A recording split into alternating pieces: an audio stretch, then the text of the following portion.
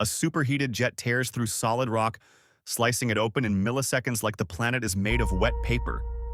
But this isn't where our story begins. Suppose that, what if you tried to take all of Niagara Falls, that entire roaring mass of water, and force it through a single, ordinary drinking straw? Niagara moves about 3,000 tons of water every second. That's the weight of a small skyscraper, falling endlessly, without stopping to take a breath. And a drinking straw? It's built for juice. Maybe a milkshake if you're ambitious. Its entire purpose in life is gentle sipping. These two numbers disagree so violently that the universe itself would file a complaint. But as always, let's ignore that and continue anyway. So we imagine a perfect, indestructible straw. Something physics can't melt, bend, or emotionally damage. A completely unreasonable object. Designed for a completely unreasonable experiment.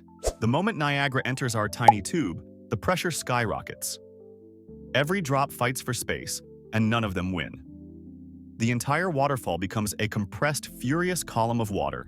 And as the pressure rises, the water accelerates.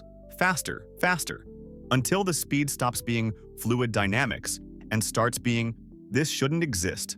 At these impossible pressures, something stranger happens. Water begins heating itself, not from fire or friction, but simply from being crushed beyond what molecules were ever meant to handle. And then, with no warning, the water snaps into superheated vapor. It doesn't boil. It detonates into a new phase. A shockwave of steam pushing outward with nowhere to go but forward. That vapor escapes the straw as a supersonic jet.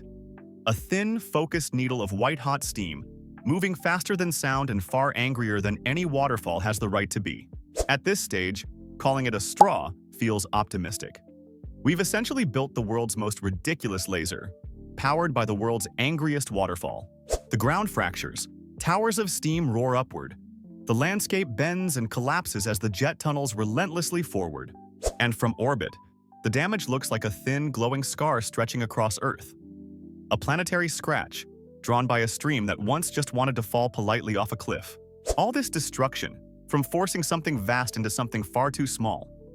Power becomes dangerous when you try to squeeze it into the wrong shape.